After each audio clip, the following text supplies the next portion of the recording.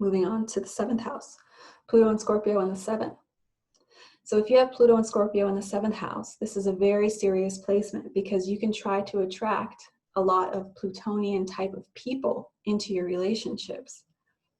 So you're not going to be somebody that likes light, casual relationships. You like deep soul bonding relationships, but you can become obsessed with your significant other with this placement, or your significant other can become obsessed with you with this placement. So this could be fatal attractions, okay? And this can manifest if it's on the lower vibrational aspect. This can be abuse in relationships on the lower aspect. And in the higher aspect, it could just mean that you're somebody that constantly goes through transformations in your relationships or in your long-term marriage. But whatever marriage you get into is going to be very intense, okay?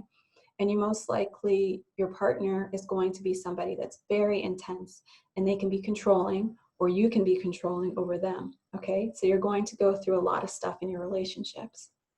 Now moving back over to the chart to see why that might be. The 7th house right here, the affirmation is I partner. And this house has to do with our awareness of others. So it has everything to do with marriage and other partnerships, how we partner with other people. And so this makes sense when she says that in an intense way, because it's going to be very Plutonic. We're going to form intense long-term relationships, and intense deep partnerings. We want that to be very meaningful and profound, and we're going to dig deep into the person. And if I can jump to another image here, where, how did I do it last time? It has a lot more information on there, but here we go. I hope that this is sharing. So this is another look at the houses, and each of these little key phrases here, detailed attributes. So over here in the 7th house, this is what we project onto others. So when you have a long-term relationship with someone and you have Pluto and Scorpio in the 7th house, you might project a lot of your deep, like detective-like obsessions on this person. So if you have a tendency to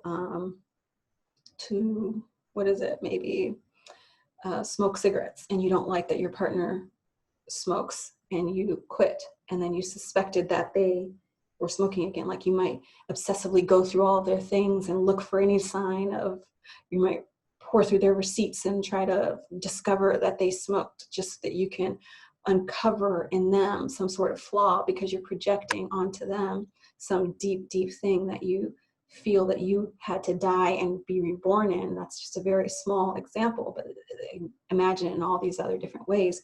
Whereas you can have a very obsessive or controlling personal significant relationship because of your tendency to project whatever you had to overcome onto your partner, or vice versa. You'll attract someone who is very intense and very deep, and they might also do this to you.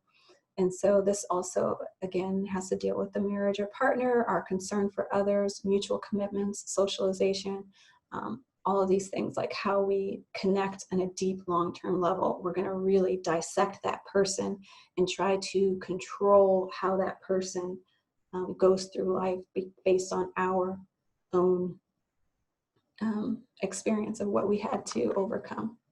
Sorry, I'm getting crazy here on this. Just want to get back to this screen. So that's I partner, and that's the 7th house.